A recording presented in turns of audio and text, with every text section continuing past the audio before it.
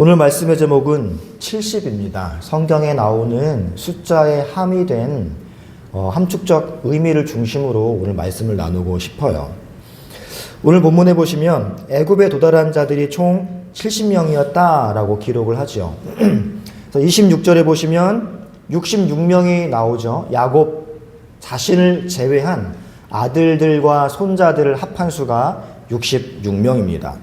그리고 27절에서 요셉과 그의 두 아들 그리고 야곱 이렇게 넷을 더하게 되면은 70명이 되는데, 사실 엄밀히 말하면 정확히 70명은 아니에요. 사도행전 7장을 보실까요? 사도행전 7장에서는 몇 명이라고 기록하느냐? 75명이라고 기록을 합니다. 14절, 15절 함께 읽어보겠습니다. 시작. 요셉이 사람을 보내어 그의 아버지 야곱과 온 친족 75사람을 청하였더니 야곱이 애굽으로 내려가 자기와 우리 조상들이 거기서 죽고. 아멘. 자, 어떤 해석가는 성경의 진위성을 지키고자 성경을 또 위한답시고 이렇게 해석을 한 사람이 있습니다. 14절에 요셉이 야곱에게 75명을 청했는데 사실은 야곱은 70명만 데리고 올라간 거다 라고 말이죠. 그거는 좀 억지가 있는 해석이죠. 사실 75명이 올라간 것이 맞습니다. 아니, 어떤 아버지가 너희 5명은 마음에 안 드니까 올라오지 마, 기근으로 굶어 죽어, 70명만 가자, 이런 아버지가 어디 있겠어요. 올라간 건 75명이 맞는데 오늘 우리가 읽은 창세기에서는 70명이라고 기록한 것이 우리가 집중해야 될 부분이다, 그 말입니다. 자, 사도행전에서는 요셉의 5 후손, 손자죠. 이 손자까지 포함했기 때문에 75명이 된 거예요. 그래서 여러분 성경의 족보를 읽을 때 이게 역사적으로 정확하냐 아니냐 이걸 따지려고 읽기보다 이 족보는 또 성경에 나오는 기록하는 숫자는 어떤 관점으로 기록했느냐, 어떤 목적을 가지고 기록했느냐에 따라서 대동소이할 수 있다는 걸 우리가 기억해야 됩니다. 자, 오늘 본문에서 창세기 46장에서 성령께서는 본문의 신학적 의도가 있기 때문에 모세의 손을 빌어서 70이라는 숫자에 맞추신 겁니다. 75명이 맞지만 70이라는 숫자에 맞추신 의도가 있다는 말이에요. 따라서 오늘 본문은 이 숫자의 신학적 해석이 반드시 필요한 본문입니다. 자, 또 우리가 살펴볼 것은요, 오늘 본문에 46장 21절을 보시면 베냐민 아들이 몇 명으로 나옵니까? 10명으로 나오거든요. 자, 그런데 21절 함께 다시 읽어볼게요. 시작. 베냐민의 아들 곧 벨라와 베겔과 아스벨과 게라와 나아만과 에히와 로스와 문핍과 훗핍과 아르시니. 자, 이게 지금 같이 올라간 숫자들에 포함된 겁니다. 근데 베냐민의 아들이 지금 10명으로 나오고 있죠. 그런데 과연 야곱 가족이 애굽으로 갈 때 그 당시 정말 베냐민에게 아들 10명이 있었냐? 그렇지 않다라는 거예요. 각 사건이 발생했을 때의 베냐민의 나이와 시간의 흐름을 따져보면 이건 절대적으로 불가능합니다. 한 번만 생각해 볼게요. 여러분, 요셉이 바로 앞에 섰을 때 나이를 기억하십니까? 그게 41장 46절에 나와요. 요셉이 애굽왕 바로 앞에 설 때 나이가 몇 세래요? 30세라고 기록을 합니다. 그리고 그가 바로 앞을 떠나 애굽 온 땅을 순찰하니 그때부터 직무가 시작된 거죠. 30세에 요셉이 애굽에서 직무가 시작되는 나이인 것입니다. 이때가 30세예요. 그리고 나서 7년 풍년을 지나죠. 그러면은 풍년이 끝났을 때 요셉의 나이는 37세가 됩니다. 그리고 형들에게 울면서 자신의 정체를 밝혔을 때가 흉년 시작된 지 2년 차예요. 그러면 요셉의 나이가 대략 몇 살입니까? 어림잡아 39세 아니면 40세 그 정도가 됐을 겁니다. 근데 여러분, 요셉이 애굽에 팔린 나이가 17세예요. 16, 17, 18 그 정도 언저리란 말입니다. 그 무렵에 베냐민이 태어난 거예요. 그러니까 요셉과 베냐민의 나이 차이는 대략 17세 정도가 된다 이 말입니다. 그러면 현재 베냐민의 나이는 몇 살로 추정할 수 있어요? 요셉의 나이가 39세 정도라고 추정을 한다면 17을 빼면 몇 살이에요? 22세 정도. 앞뒤로 한 살 정도 빼고 더할 수 있겠죠? 대략 22세, 23세 정도 된다 그 말입니다. 그런데 이때 베냐민이 아들이 10명이라고 기록을 하는 거예요. 그러면 여러분, 베냐민이 아무리 결혼을 빨리 하고 아무리 자녀를 많이 낳아도 베냐민이 이 나이에 자녀 10명을 두려면 적어도 11세, 12세 언저리에 자녀 생산이 시작됐단 말입니다. 이거 말이 안 되는 거죠. 말이 안 되는 거죠. 이건 현실적으로 어려운 거예요. 그렇다면 여러분, 우리는 이 부분을 어떻게 설명해야 되는가? 대답은 간단합니다. 모세가 베냐민이 훗날 낳은 자녀까지도 포함시킨 거예요. 나중에 낳은 자녀가 포함된 겁니다. 그러니까 성경에서는요, 역사를 기술할 때 그 숫자를 어떻게 표현하는지는 기록자의 관점과 기록자의 목적에 따라 달라지는 거예요. 기록 목적에 따라 뺄 수도 있고 기록 목적에 따라 더할 수도 있는 겁니다. 따라서 여러분, 성경이 족보의 이름과 숫자를 기록할 때에는 단순한 역사적 사실의 기록을 목적으로 할 수도 있지만 오늘 우리가 읽은 본문처럼 정확한 사실의 기록이 목적이 아니라 신학적 의미를 담아서 기록하는 경우도 있다라는 것입니다. 그래서 성령께서 이렇게 신학적인 의미를 담아서 기록하도록 하시는 경우의 대표적인 사례가 완전수 7의 패턴이에요. 완전수 7의 패턴. 대표적으로 마태복음에 이 7의 패턴이 등장을 합니다. 마태복음 1장을 보시면 예수님의 족보가 나타나죠. 17절에서 이렇게 정리를 해주거든요. 17절을 함께 읽어보겠습니다. 시작. 그런즉 모든 대수가 아브라함부터 다윗까지 14대요 다윗부터 바벨론으로 사로잡혀갈 때가 14대요 바벨론으로 사로잡혀간 후부터 그리스도까지 14대더라. 자, 지금 마태가 의도적으로 숫자를 나눈 게 뭐예요? 14, 14, 14 이렇게 나눈 것입니다. 여기서는 의도적으로 7의 배수를 마태가 사용한 거예요. 14대는 7 곱하기 2죠. 그리고 이 14대가 몇 번 반복됩니까? 3번 반복됐습니다. 14, 14, 14. 그럼 7 곱하기 2 곱하기 3. 7 곱하기 6이죠. 그러면 그 이후에 예수님이 오시는 거예요. 그러면 여러분, 마태복음이 이를 통해서 우리에게 나타내고 싶은 게 뭐예요? 예수님은 7 곱하기 6 다음 7 곱하기 7. 다시 말해 완전수 곱하기 완전수가 이루어지는 그 완성의 시대에 오신 완전하신 분이다라는 걸 강조하기 위해 숫자를 가지고 언어 유희를 하는 것입니다. 마태는. 이런 7이라는 숫자가 우연히 반복된 게 아니라 의도적으로 설계된 거예요. 오늘 창세기 46장에서 야곱의 가족이 7의 배수로 기록된 것도 마찬가지입니다.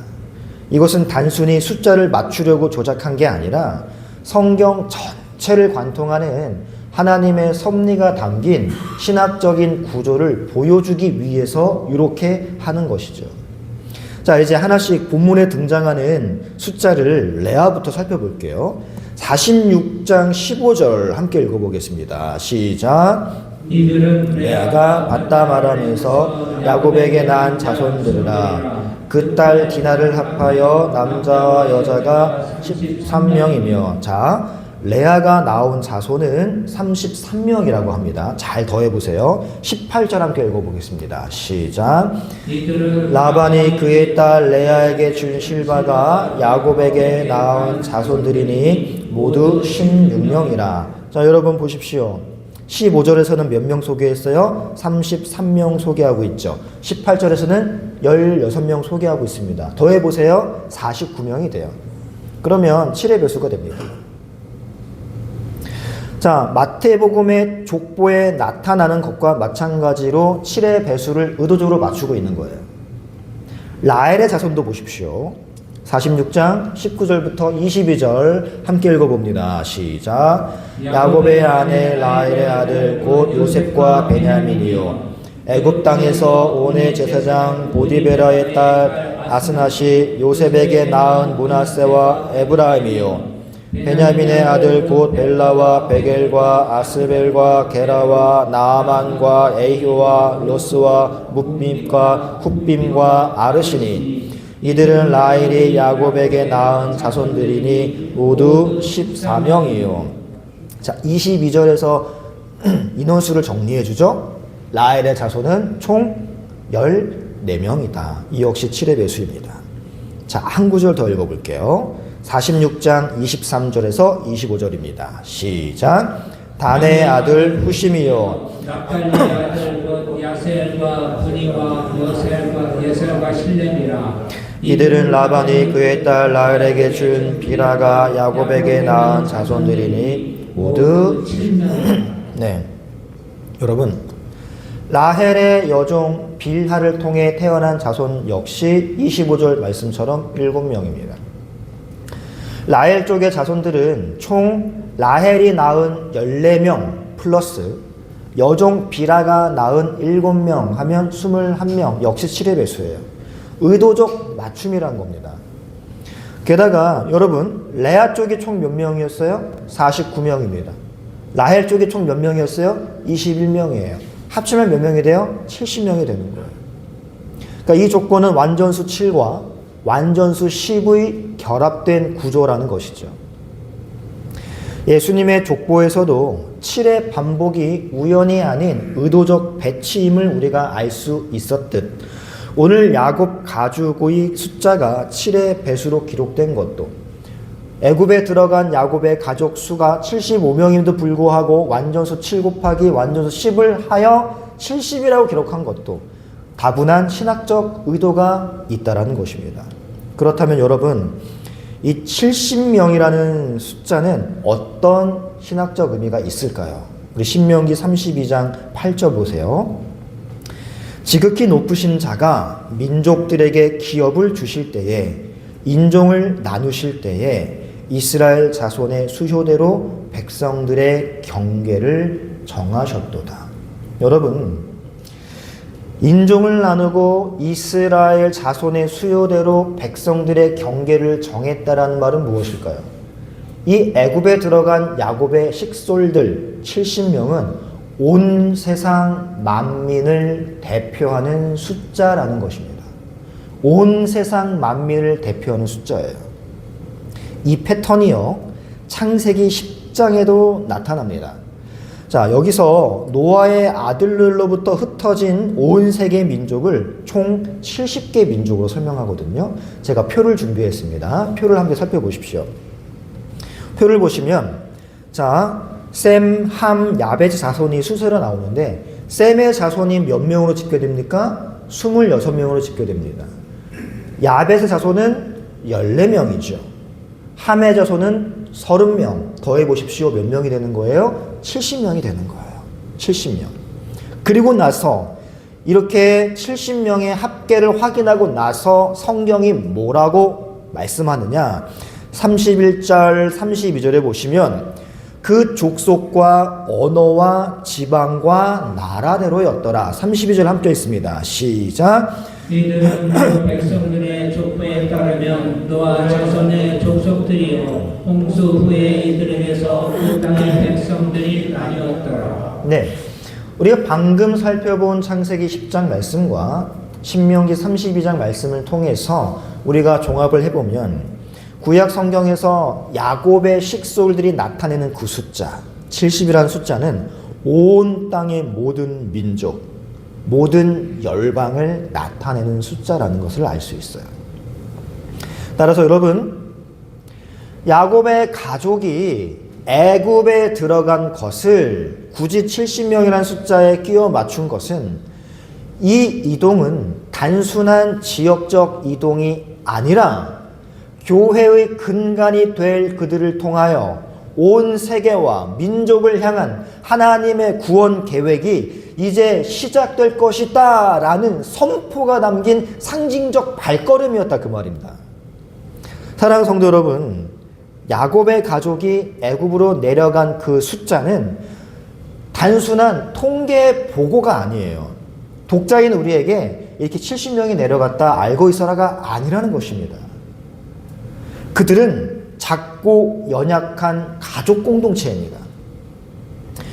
어찌 보면 굶주림을 피해 굶어 죽는 걸 방지하고자 떠나는 난민들이에요. 그러나 하나님께서는 그들을 통해서 교회를 세우시고 비록 나중에 이 교회들이 불순종하고 온전치 못함으로 인해서 징계를 받기는 하지만 그럴지라도 그들에게서 그리스도가 탄생하게 하실 하나님의 계획이 실행될 첫 발걸음이 애굽으로의 이주였다 그 말입니다. 그 발걸음 안에 온 세상을 상징하는 70이라는 숫자가 맞춰져 들어가는 거예요. 여러분, 하나님은 그 작은 가족 안에 이미 모든 민족을 품은 구원의 씨앗을 심어두신 겁니다. 창세기 10장에서 온 세상이 70으로 정리가 되고 오늘 우리가 읽은 창세기 46장에서도 한 가족이 애굽으로 이주하면서 70으로 기록된 것은 70이 온 세상을 품은 대표적인 숫자로 성경에 자주 등장한다라는 것이죠. 하나님이 이렇게 숫자 놀이처럼 보이는 이러한 70이라는 숫자에 당신의 의도를 맞추어 반복적으로 성경에 계산했을 때 70이 되도록 하시는 이유는 이 작은 가족을 통해 내가 온 세상을 다시 부르겠다라는 하나님의 외침인 것입니다. 온 세상을 이 작은 가족을 통하여 이루어지게 될 교회를 통하여 품으시고 다시금 하나님께로 부르시겠다라는 하나님의 계획의 선포인 것이죠. 여러분, 야곱의 가족은 애굽으로 들어갔지만 하나님의 구원은 거기서부터 전 세계를 향하여 출발한 것입니다. 그리고 이 하나님의 구원은 멈추지 않고 세월이 흘러 예수 그리스도 안에서 완성될 것이지요. 따라서 그들의 이주는 기근을 피해 다른 나라로 망명하는 난민의 이주가 아닌 하나님의 교회로서 훈련받기 위해 연단받기 위해 떠나는 웅장한 하나님의 계획의 실행이었다라는 걸 우리에게 선포하는 거예요. 아울러 마지막으로 여러분 이 사실을 기억하시기 바랍니다. 사실 70이라는 숫자는 세상이 바라볼 때 큰 숫자가 아니에요. 몇 명 안 되는 가족의 수입니다. 하지만 하나님은 그 적은 수의 가족을 온 세상을 대표하는 공동체로 삼으셨어요. 우리 교회가 이렇게 쓰임받는 교회가 되기를 소망합니다. 세상이 보기에는 우리 교회는 작아 보여요. 성도의 수 굉장히 적은 미미한 교회로 비추어집니다. 그래서 우리는 연약해 보여요. 그래도 하나님은 우리 교회 안에 열방을 향한 꿈을, 계획을 담고 계시다라는 그 사명감을 가지시면 좋겠습니다. 70명으로 시작된 구원은 그리스도에게서 완성되었고 오늘 우리 한 사람 한 사람을 통해 이 세상에 계속 선포되고 있는 것입니다. 이 믿음으로 오늘도 하나님의 큰 구속사의 한 부분으로 담대하게 오늘과 내일을 살아가는 우리 모두가 되기를 말씀으로 축복합니다. 우리 찬양하고 함께 기도하겠습니다.